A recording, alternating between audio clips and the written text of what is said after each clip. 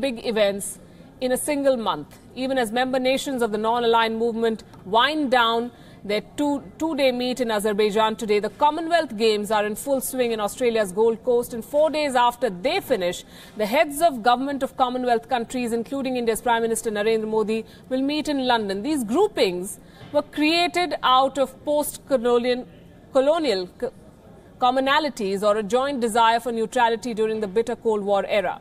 After the Cold War ended, they were near defunct. But they're in the headlines again, and all of a sudden they seem to exude a new vitality. What is going on? Senior foreign editor Padma Rao takes a look. More than 800 people who had gathered in Baku, the capital of Azerbaijan, will be boarding flights back to their respective countries today. Among them will be the foreign ministers of Turkey, Iran, North Korea, Afghanistan, India, Palestine and Ecuador. These countries are among the 120 members of the Non-Aligned Movement, or NAM.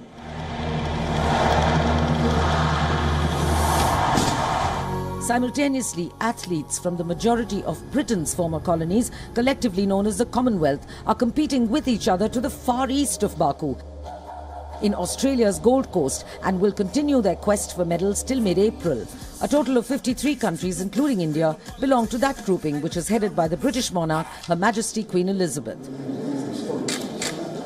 Indeed, the month of April seems party time for all those who were once ruled by London. The glue that once bound them to the empire still seems strong enough to lure the heads of government of all Commonwealth states back to the banks of the Thames, barely 4 days after the Commonwealth Games come to an end in Australia.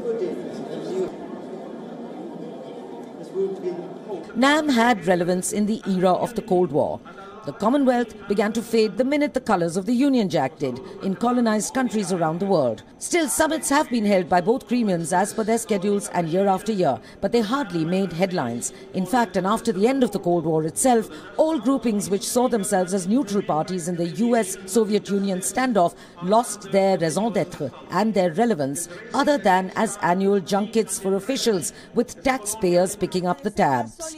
By and by, they also fell off the map for the media, and column space on them began to shrink. Prime Minister Narendra Modi of India set the tone in 2016 as far as India, a founding member of NAM, is concerned.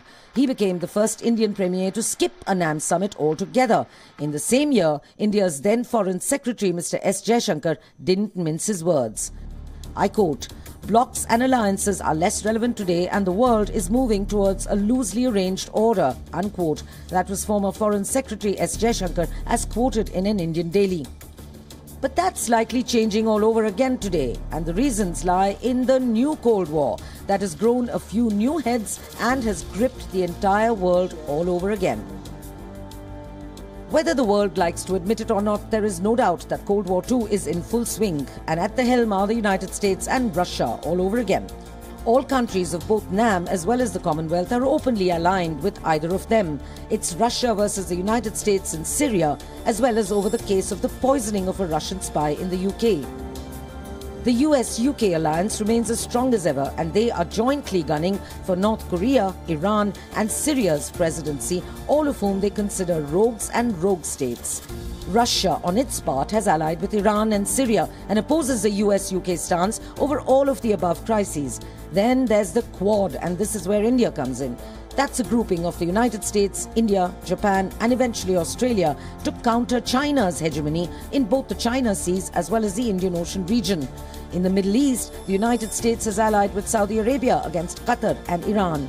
And Turkey, a so-called NAM state, has been treading on both sides of the divide.